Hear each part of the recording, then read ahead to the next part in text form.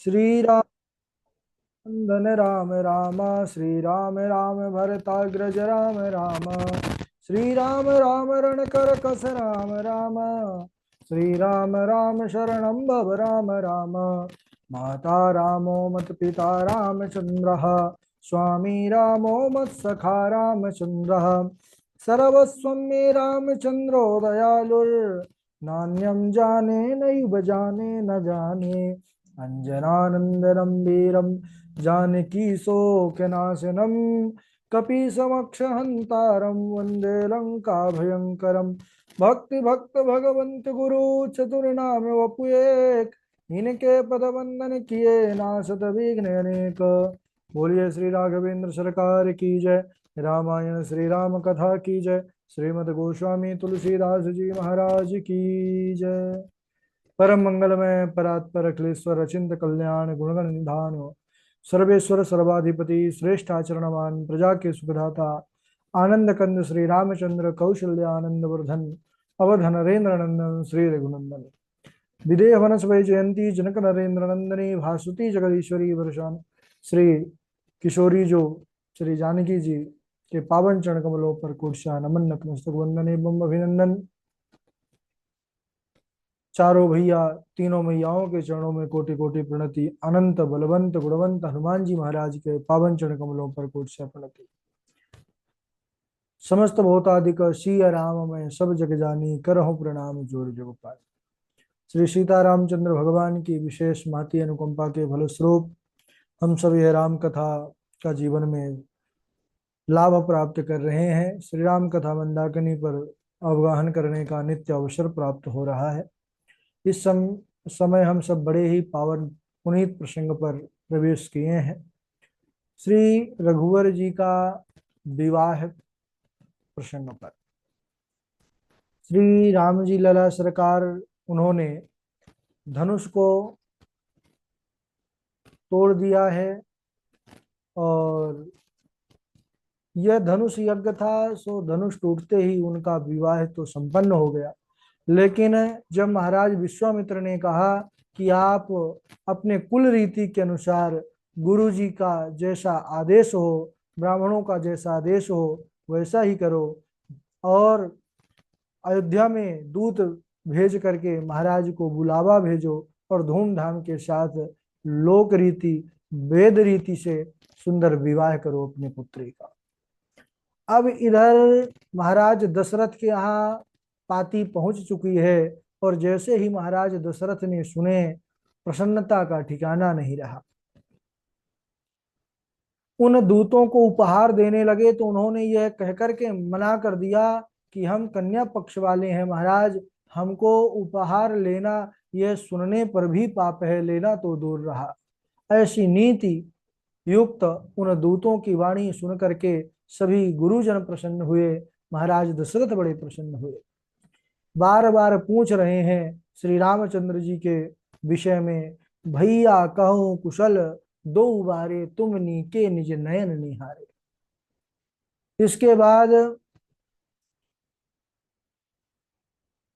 भरत शत्रुघ्न दोनों भैया प्रेम से आए हैं और पिताजी से जब सुने शुभ समाचार तो वह भी बड़े प्रसन्न हुए। गुरु वशिष्ठ के पास महाराज दशरथ पहुंचे हैं और वह दूत भी साथ में लेकर के गए जो आए थे, उनसे ही सारी बात उन्होंने बतलाई। तब गुरुदेव बड़े प्रसन्न हुए और उन्होंने कहा कि महाराज दशरथ, आप पर भगवान का विशेष अनुग्रह है, ये तो बहुत अच्छी बात है। क्यों, आपका स्वभाव ही ऐसा है, आपका भजन ही ऐसा है, तो ऐसा शुभ संजोग का आगमन तो स्वाभाविक ही है। जैसे सभी नदियां समुद्र को जाती हैं, यद्यपि समुद्र को कोई चाय नहीं है फिर भी वह समुद्र को ही जाती हैं, इसी भांति जो धर्मशील होता है, जो धर्मात्मा होता है, सब सुख संपत्ति बिना बुलाए उनके पास स्वतः ही चली जाती। और हे महाराज, तुम गुरु ब्राह्मण गाय और देवताओं के विशेष सेवक हो और कौशल्या भी वह भी देवी स्वरूपा है, वह भी बड़ी पवित्र हैं। तुम्हारे जैसे पुण्यात्मा तो ना इस जग में हुए हैं और ना कभी आगे होंगे। अरे आपसे पुण्यात्मा कौन होगा जिनके श्री राम जैसे परब्रह्म ही पुत्र रूप में उनके घर अवतरित हो। हे महाराज, आप सुंदर बारात ले चलने की तैयारी कीजिए, क्योंकि इससे समस्त जगत का कल्याण होगा। 14 भुवनों में उत्साह छा गया कि जनक की बेटी और श्री रघुवर जी का ब्याह होगा। यह शुभ कथा सुन करके लोगों के अंदर बड़ा उत्साह है और वह सब तैयारी करने लगे। रास्ता, गली, घर, इन सबको सजाने लगे, साफ सफाई करने लगे। यद्यपि जो अयोध्यापुरी है वह नित्य ही सुहावनी है, वह नित्य ही सजी रहती है, फिर भी प्रीति की रीत बड़ी सुंदर होती है।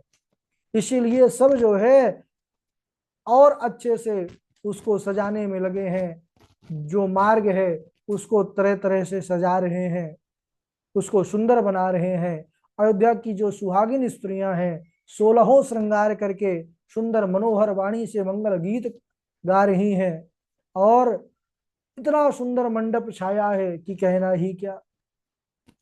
महाराज दशरथ ने भरत जी को बुला करके बारात के लिए सुंदर बढ़िया बढ़िया घोड़े मंगवाए, उनको सजवा दिए, हाथी, रथ, ये सब सजवाने के लिए कह दिए। उन सब घोड़ों पर भरत जी के ही समान आयु वाले छैल छबीले महाराज राजकुमार बैठे हैं, बड़े बड़े सुंदर वीर सैनिक बैठे, और जो लंबे ऊंचे कद वाले सैनिक थे वह सब पैदल चलने लगे। और बहुत से अयोध्यावासी हाथी पर बैठ करके जा रहे हैं। दो बड़े सुंदर रथ सजे, एक में महाराज वशिष्ठ जो सबसे आगे चलने वाला रथ था, उसमें वशिष्ठ जी, पहले तो दशरथ जी ने वशिष्ठ जी को उस रथ पर बिठाला और फिर स्वयं जो दूसरा रथ था उस पर बैठे हैं और अपना दिव्य शंख बजा करके बारात चलने के लिए उन्होंने संकेत किया है। अब बारात चली है, उस समय अनेक प्रकार के सुंदर शुभ शगुन हो रहे हैं। हाथी घोड़ा सुंदर स्वर कर रहे हैं। आकाश में जितने देवता लोग हैं वह आकर के पुष्पों की वर्षा कर रहे हैं। जो सुंदर नगर की स्त्रियां हैं वह मंगल गान कर रही हैं। और जितने शुभ शगुन थे सब राम जी के विवाह की बारात जो जा रही है इसमें सब अपने आप को प्रदर्शित करने लगे। जिस समय बारात अयोध्या से चलने लगी तरह तरह के बाजे बजने लगे और सुंदर जो सरस राग थी उन राग का आलाप होने लग गया। श्रेष्ठ राजकुमार डंके और मृदंग के शब्द के साथ जो है आगे बढ़ रहे हैं सुन सुन करके, और घोड़े ऐसे नाच रहे हैं महाराज कि उनके सामने बड़े बड़े जो नाच करने वाले नर्तक हैं वह भी अपने दांतों तले अंगुली दबा लेते हैं, इतना सुंदर उनका नृत्य है। और बारात की शोभा कहना ही क्या। बाबा जी लिखते हैं, बनाए न बरनात बनिय बराता होई सगुन सुंदर शुभदाता। बारात चलते समय ऐसे सुंदर शुभ शगुन होने लगे। नीलकंठ बाई और चारा ले जा रहा है, नेवले का दर्शन हो रहा है बार बार,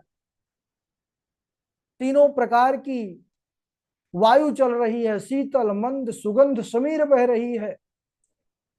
सुहागिन स्त्रियां सुंदर जल से भरा हुआ कलश लेकर के दिखाई पड़ रही हैं, अपने छोटे छोटे बालकों को गोद में लेकर के उनको दुलार करते हुए मिल रही हैं। गैया मैया अपने बछड़ों को दूध दुग्ध पिलाते हुए मिल रही हैं और हाथ में सुंदर ग्रंथ लिए हुए, वेद शास्त्र लिए हुए सामने से ब्राह्मणों का आना जो है दिखाई दे पड़ रहा है। सुंदर दो ब्राह्मण आते दिखाई दिए, जो बहुत ही सुंदर शुभ शगुन है। इस प्रकार जितने भी मंगलमय और कल्याणमय फल देने वाले शगुन थे, वह सब वहां पर बारंबार हो रहा है। ऐसा ब्याह सुन करके जितने भी शुभ शगुन थे सब नाच उठे, और वह कह रहे हैं मानो ब्रह्मा जी से कि आज हमारा होना सफल हो गया। यानी शुभ शगुन अगर प्रभु के बारात में भी अगर हम नहीं सामने आएंगे, तब तो फिर हमारा होना निरर्थक है। और इधर महाराज जनक ने जिस तरफ से बारात आना था अयोध्या धाम की, महाराज दशरथ की बारात को, उस रास्ता, उस गली को सुंदर जो है इतना बढ़िया बनवा दिया। जगह जगह पर भोजन की व्यवस्था, प्रसाद की 56 प्रकार के सुंदर जो है भोजन तैयार करके वहां पर सब पहले से ही स्वागत के लिए रखवा दिया था। अब धीरे धीरे जो है बारात चलने लगी है, गांव नगर होते हुए बढ़ रही है। अच्छा, जब सबको पता चला कि यह बारात जा रही है जनकपुर मिथिला नगरिया, तो सब बड़े प्रसन्न हुए। यह तो सब जानते थे कि यह महाराज दशरथ अयोध्या धाम के जो राजा हैं वह बारात लेकर के जा रहे हैं। तो सब आते हैं, पूछते हैं कि महाराज बारात कहाँ जा रही है, तो सबने कहा कि मिथिला धाम जा रही है, जनकपुर। अच्छा, तो विवाह कब है? तो सब बाराती एक दूसरे का मुंह देखने लगे, क्योंकि यह रघुवर जी की बारात ऐसी है जो बड़ी विचित्र है। क्यों? क्योंकि अभी निर्धारित तो है नहीं कि किस तिथि में विवाह होना है, इसलिए एक दूसरे का मुंह देखने लगे कि बताएं क्या। फिर और आगे थोड़ी बारात चली तो अन्य गांव के लोगों ने पूछा, महाराज बारात तो ठीक है, बहुत बढ़िया है, लेकिन अच्छा यह बतलाइए कि दूल्हा कहाँ है, जिनका विवाह होना है वह कहीं दिखाई नहीं पड़ रहे। सब अब जवाब क्या दें जब दूल्हा है ही नहीं, बिना दूल्हे की बारात जा रही है। अब हंसी होने लगी। अयोध्या वासियों ने सोचा महाराज कोई ना कोई तो युक्ति निकालनी पड़ेगी, नहीं तो हमारी जगह जगह पर हंसी होती जाएगी, अभी तो बड़ी लंबी यात्रा करनी है। अब दूसरे गांव में आए, फिर से वही प्रश्न कि बारात तो बड़ी सुंदर है लेकिन दूल्हा कहाँ है। आगे वालों से पूछा था, आगे वालों ने सोचा महाराज हंसी से बचने के लिए अब कुछ उपाय करते हैं। उन्होंने कहा दूल्हा, दूल्हा ढूंढ रहे हैं आप? बोले हाँ हाँ। बोले दूल्हा सबसे पीछे है। गांव वाले भागे भागे गए महाराज, क्योंकि बाराती बड़े सुंदर थे तो उत्सुकता थी कि चलो भाई दूल्हा तो कितना सुंदर हो। भागे भागे गए, पीछे वालों से पूछा कि दूल्हा कहाँ है। बोले कहाँ से आ रहे हो? बोले आगे वालों ने कहा है पीछे वाले। तो बोले अच्छा, समझ गए कि भाई आगे वाले तो बच गए, हमारे ऊपर डाल दिए, तो वह भी अब बचे, कैसे बचे? तो उन्होंने कहा अच्छा दूल्हा, अरे दूल्हा यहाँ कहाँ आए हो, दूल्हा तो बीच में चलने लग गया है। भागे भागे गांव वाले गए और जाकर के बीच वालों से पूछने लगे। तो इस प्रकार अब फिर पकड़े गए, यह युक्ति भी नहीं आई काम में।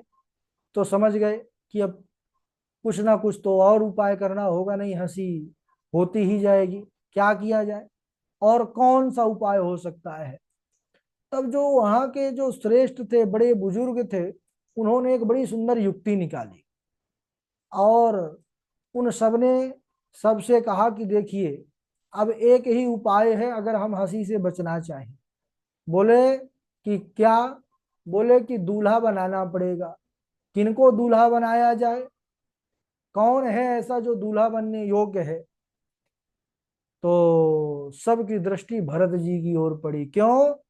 क्योंकि भरत राम ही की अनुहाई, सहसा लखीना सखही नर नारी। श्री भरत जी जो है यह राम जी के ही समान दिखते हैं। अगर कोई भरत जी को देख ले तो उसको ऐसा ही लगेगा कि अरे ये तो राम जी आ गए। तो सब भरत जी की ओर इशारा करने लगे कि अरे ये है दूल्हा। तो सब देख करके महाराज बड़े प्रसन्न होते, वाह दूल्हा तो बड़ा सुंदर है। लेकिन भरत जी को जब देखते तो भरत जी शर्माने लगते, विचार करने लगते हम तो दूल्हा नहीं है और हमको झूठ मूठ ही दूल्हा बना दिए। और बड़े बुजुर्ग महाराज है ना, इनकी युक्ति जो है बड़ी सोच समझ के, इनके पास बड़ा अनुभव होता है। है ना, ये समझ गए थे कि दूल्हा बनाएंगे तो बन ही जाएंगे, और दूल्हा फिर बाद में बन ही गए। अब बड़े बड़े देवता भी सब, ब्रह्मा विष्णु महेश सभी बन करके महाराज रूप बदल करके इस बारात पर सम्मिलित थे। ब्रह्मा जी भी बढ़िया लंबी दाढ़ी, कमंडल हाथ में लेकर के पहुंच गए, सब मिथिला नगरिया बारात पहुंच गई। और जैसे ही मिथिला वासियों ने देखा कि उन्होंने कहा कि अरे महाराज, आगे आगे सब ऋषि मुनि थे अपने अपने कमंडल लिए, अब उनका तो एक रिश्ता बनता है। मिथिला वाले महाराज हंसी बहुत करते हैं, देखते ही कहने लगे कि बारात आई है कि ये जो है कोई भिक्षा मांगने वालों की टोली आ रही है। देखे अब सब महात्मा लोग थे। अब बारात आ गई। जैसे ही महाराज जनक को पता चला कि बारात आ गई, तो बड़े प्रसन्न होकर के वह सबका स्वागत करते हैं।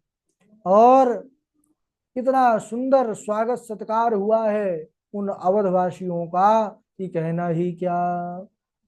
हरसि परस पर मिलन हित, कछुक चले भग मेल, जनु आनंद समुद्र दुई, मिलत बिहाई सुबेल। मानो दो आनंद के समुद्र आज मर्यादा छोड़ करके एक दूसरे से मिल रहे हैं। राजा दशरथ ने सब स्वीकार किया महाराज जनक का जो आतिथ्य था। मैया जानकी को जब यह ज्ञात हुआ कि अब अवध धाम से बारात जनकपुर आ चुकी है, तब तो वह जगदम्बा है, उनकी तो महिमा परंपार है, आदि शक्ति भवानी है। उन्होंने सब सिद्धियों को बुला करके उन बरातियों का सत्कार करने के लिए भेज दिया। वह सिद्धियां महाराज स्वर्ग की वैभव संपदा को ला करके जनकपुर में स्थापित कर दिया उन बरातियों की सुख सुविधा के लिए। उस वैभव संपदा का रहस्य और किसी ने नहीं जाना, केवल राम जी ही समझ पाए, और मन में बड़े आनंदित हुए, हर्षित हुए। यहां बरातियों को देख करके प्रेम पूर्वक जनकपुर के लोग हंसी कर रहे हैं महाराज, तरह तरह की बात कर रहे हैं। एक ने कहा कि अरे विवाह तो एक ही दिन होना था, लेकिन ये अयोध्यावासी एक महीना पहले से क्यों चले आए यहाँ पर। तो दूसरा महाराज कहने लगा कि अरे तुम जानते नहीं हो, ये सब अयोध्यावासी हैं, अयोध्या के लोग हैं, वहां इनको कुछ खाने को तो मिलता नहीं था, तो भागे भागे चले आए कि चलो भाई पहले से ही चलते हैं, वहां पर अच्छा अच्छा खाने को मिलेगा। किसी तीसरे सज्जन ने कहा कि हाँ सही बात है भाई, ये अयोध्या में सत्तू खाते खाते मर गए, अब यहाँ पर आए हैं एक महीना पहले से, इसीलिए आ गए कि यहाँ पर बढ़िया दही चूड़ा और तरह तरह के व्यंजन पकवान खाने को मिले। सब बाराती भी सुन करके प्रसन्न हो रहे हैं, क्योंकि वह जानते हैं कि ये सब जो बातें हैं ये प्रेम की बातें हैं। और अयोध्या वासियों का ऐसा स्वागत हुआ है महाराज जनक और जनकपुर के वासियों के द्वारा कि वह अपने अयोध्या धाम को भूल गए। और ऐसा स्वागत करना भी चाहिए। अगर हमारे घर में कोई प्रसाद ग्रहण कर ले, यह बड़े सौभाग्य की बात है, क्योंकि हम और आप कोई खिलाने वाले नहीं हो सकते, क्योंकि सबको देने वाला वह परमात्मा है, बस हम निमित्त बनते हैं। तो अगर निमित्त बनने का भी जीवन में सौभाग्य मिले तो जरूर हमको ऐसा पुण्य कर्म करना चाहिए। क्यों? क्योंकि देखिए, अन्न से, अगर हम अन्न का दान कर रहे हैं, किसी को खिला रहे हैं, जिससे अन्न पवित्र हो जाता है, अन्न में भी बहुत दोष होता है, और वह दोष सीधा हमारे मन में आता है ना। इसीलिए कहते हैं साधु लोग, महात्मा लोग, जैसा खाओ अन्न वैसा हो जाए मन। तो अन्न में बहुत दोष है। अगर जब हम ऐसे सुंदर अतिथियों को, दीन दुखियों को, ब्राह्मणों को, संतों को जब हम प्रसादी पवाते हैं अन्नदान करते हैं, तब वह हमारा घर का अन्न पवित्र होता है। और दान से धन पवित्र होता है, सेवा से तन पवित्र होता है। एक सज्जन थे, बहुत दान किया करते थे, खूब बड़े दानी, और इतना दान देते थे महाराज, चारों दिशाओं में उनकी कीर्ति थी। लेकिन इतना दान करने पर भी वह बड़े शांत रहते थे, चुपचाप, और कभी भी वह दान देने वालों से नजर नहीं मिलाते थे, नजर नीचे झुकाए रहते थे। तो किसी ने पूछा कि महाराज, आप इतने बड़े दानदाता हैं, इतने बड़े दानी हैं, आपको तो गर्व के साथ सर ऊंचा करके रखना चाहिए, इतना सुंदर कार्य कर रहे हैं, फिर आप नजरें झुकाए रहते हैं, इसका कारण क्या है? तब उन्होंने कहा कि यही भ्रम है जो आप समझ रहे हैं कि मैं दान देने वाला, मैं दानी हूं। अरे देने हार कोई और है, भेजत है दिन रैन, लोग भरम हम पे करे, याते नीचे नैन। अरे देने वाला तो वह परमात्मा है, दिन रात दे रहा है, लेकिन लोग भ्रम मुझ पर कर रहे हैं कि मैं दान देने वाला हूं। यही सोच करके मैं अपने नयन को नीचे झुकाए रखता हूं। अरे मैं तो निमित्त मात्र हूं, और देने वाला तो वह परमात्मा है। और हम सब जितने भी भारतवासी हैं, हम सबका यह आर्ष परंपरा रही है। हम सब ने यही बचपन से सुना और पढ़ा है कि अतिथि देवो भव। घर में आए हुए अतिथि देवता के रूप होते हैं, उनका स्वागत सत्कार करना चाहिए। उनके स्वागत सत्कार से हमारे जीवन में कल्याण और सौभाग्य स्वतः ही आ जाता है। तो अतिथि देवो भव, यह तो हमारी आर्ष परंपरा रही, लेकिन पाश्चात्य जो सभ्यता है, उसको जब से हमने अपना लिया, तो वहां से क्या सीख मिली हमको है? अब फिल्मी दुनिया का एक गाना है ना कि अतिथि तुम कब जाओगे, अतिथि घर कब जाओगे, कुछ ऐसा। तो अतिथि देवो भव, अरे उनके आगमन के लिए तो महाराज बड़े बड़े जो संत लोग हैं, वह भी निरंतर प्रतीक्षारत रहते हैं, जिसके आने की कोई तिथि ना हो वह अतिथि। लेकिन ऐसे अतिथि, जहां पर अतिथि देवो भव हमारी यह निष्ठा रही, वहीं पर क्या सीखने को वहां से मिला कि अतिथि तुम कब जाओगे। तो हमको अपनी जो भारतीय संस्कृति है, सनातन संस्कृति है, इसको ही सिरोधार्य करना चाहिए। अपने संतानों को, अपने बच्चों को इसका ही जो है उपदेश करना चाहिए। यहाँ महाराज जनक बड़े प्रसन्न होकर के सभी अयोध्या वासियों का इतना सुंदर स्वागत सत्कार किए हैं कि सारे अयोध्या वासी बड़े प्रसन्न हैं। प्रभु श्री राघवेंद्र सरकार भैया लक्ष्मण जैसे ही पता चला कि बारात आ गई, पिताजी भी आ गए, तो बड़ी मन में उत्कंठा जगी पिताजी का दर्शन करने के लिए। लेकिन संकोच के कारण गुरुजी से कह नहीं पा रहे। अच्छा, श्री राम जी की यह विनम्रता देख करके गुरु विश्वामित्र जी यह विशेष रूप से प्रसन्न हुए, और राम लक्ष्मण दोनों को अपने कलेजे से लगा लिए। उनका हृदय जो है गदगद हो गया, आंखों से अश्रुधारा चलने लगी कि धन्य है राम, धन्य है राम। ऐसी भक्ति होनी चाहिए, गुरु भक्ति। पिता है, लेकिन गुरु भक्ति ऐसी कि बिना गुरु के जो है वचन से, बिना गुरु की आज्ञा से वह पिताजी के पास भी नहीं जा रहे। स्वयं विश्वामित्र जी लेकर के आए हैं दोनों भाइयों को, और महाराज दशरथ ने जैसे ही विश्वामित्र को देखा है, तुरंत दंडवत प्रणाम किए हैं, चरणों में लेट गए, और उस चरण रज को बारंबार महाराज दशरथ प्रणाम कर रहे हैं, क्योंकि आज यह सौभाग्य, यह कीर्ति, यह जो है आनंद केवल और केवल इन विश्वामित्र जी के चरणों के प्रताप से ही मुझे मिला है, यह वह जानते हैं।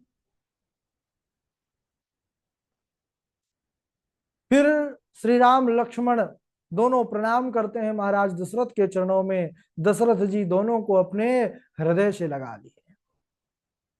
जैसे ही महाराज दशरथ श्री राम जी को हृदय से लगाए हैं, वैसे ही उनका दुख मिट गया। क्यों? क्योंकि ऐसी स्थिति हो गई थी महाराज दशरथ जी की, जैसे मणि के बिना सर्प की स्थिति हो जाती है। जो मणिधारी सर्प होता है, अगर उसके पास मणि ना हो तो वह तड़पता रहता है उसके लिए। ऐसे ही, क्योंकि पूर्व जन्म में महाराज दशरथ ने ऐसा ही वर मांगा था कि मणि बिनु फनी जिमी, जल बिनु मीना, मम जीवन तिमि तुम ही अधीना। हे प्रभु, जैसे मछली जल के बिना जो स्थिति होती है और सर्प के मणि के बिना जो स्थिति होती है, ऐसी स्थिति मेरी आपके बिना हो। तो आज दशरथ जी, क्योंकि राम जी को भेज दिए थे विश्वामित्र जी के साथ, तो अभी तक मानो बिना प्राण के थे, दुखी थे, व्याकुल रहते थे। और इसीलिए महाराज जी दशरथ ने सबसे पहले राम जी को हृदय से लगाया, और हृदय के लगाने का जो सुख है, उस सुख से अपने दुख को मिटा रहे हैं, जो उनके बिछुड़न का, उनके दूर होने का दुख था। और हृदय से इसलिए भी लगा रहे हैं कि हृदय कहाँ रहता है, प्राण, वो प्राण कहाँ रहते हैं, हृदय में रहते हैं। और अब श्री राम जी, क्योंकि राम ही प्राण है महाराज दशरथ के, और इसका उदाहरण अभी कुछ ही आप सब जानते ही है, राम जी के वन जाते ही उनके प्राण भी चले गए, और अब प्राणों से भेंट हुई है, इसलिए उन्होंने अब राम जी को अपने हृदय से लगा लिया। इसके बाद दोनों भाइयों ने वशिष्ठ जी के चरणों में प्रणाम किया है, गुरु जी के चरणों में। वशिष्ठ जी भी उनको हृदय से लगा करके बहुत से आशीर्वाद दिए। इसके बाद भरत शत्रुघ्न ये भी श्री राम सरकार से मिलते हैं, भैया लक्ष्मण से मिलते हैं। भरत सहानुज कीन्ह प्रणामा, लिए उठाई लाई उर रामा, हर से लखन देखी दो भ्राता, मिले प्रेम परिपूरित गाता। श्री भरत जी, शत्रुघ्न जी, ये दोनों प्रभु राघवेंद्र सरकार से मिलते हैं, प्रणाम करते हैं। भैया लक्ष्मण से मिलते हैं, उनको हृदय से लगाते हैं। इस प्रकार फिर श्री राम जी अपने सभी स्वजन संबंधियों से, जितने भी अयोध्यावासी थे, सबसे बड़े प्रेम से मिलते हैं। इसके बाद बड़ी सुंदर कथा है, उसको हम अगले दिवस, आज यहीं तक बोलिए राघवेंद्र सरकार की जय। समय भी हो चुका है और आज मंगलवार भी है, इसलिए यहीं तक, और बारी बारी से चौपाई सुना देंगे। सबसे पहले हाँ जी, जय जी हैं, हिंदू पराशर जी हैं, जी पूर्वी गुरुदेव। सुना दीजिए। गुरुदेव प्रणाम। हाँ, राधे राधे, सुनाइए। तेई दो बंधु बिलो के जाई, प्रेम विवश सीता पहियाई। देखन बाग कुंवर तुम आए, बड़े किशोर सब बाती सुहाए। तासु बचन अति सिए ही सुहाने, दरस लागी लोचन अकुलाने। चली अग्र करी प्रिय सखी सोई, प्रीति पुरातन लखियन कोई। कंकन किंकिन नुपुर धुनी सुनी, कहत लखन सन राम हृदय गुनी। गुरुदेव प्रणाम। राधे राधे। हाँ, राधे राधे। आप सुनाइए पूर्वी जी, इंदू जी। राधे राधे गुरु जी, प्रणाम। राधे। कहयो लखन मुनि शील तुम्हारा, को नहीं जान विदित संसारा। माता पित ही उरिन भयनी के, गुरु ऋण रह सोच बड़ जी के। राम रमापति कर धनु लेहूं, खेचहु मिटय मोर संदेहूं। देत चापुआ पुहि चल गयहूँ, परशुराम मन विषमय भयहूँ। राधे राधे गुरु जी। हाँ पूर्वी जी। राधे राधे गुरु जी, प्रणाम। राधे राधे। भोजन करत बोल जब राजा, नहीं आवत तजी बाल समाजा। कौशल्या जब बोलन जाई, ठुमक ठुमक प्रभु चलहि पराई। निगमने तिसिब अंत न पावा, ताहि धर जन निहठि धावा। राधे राधे गुरु जी, प्रणाम। हाँ राधे राधे।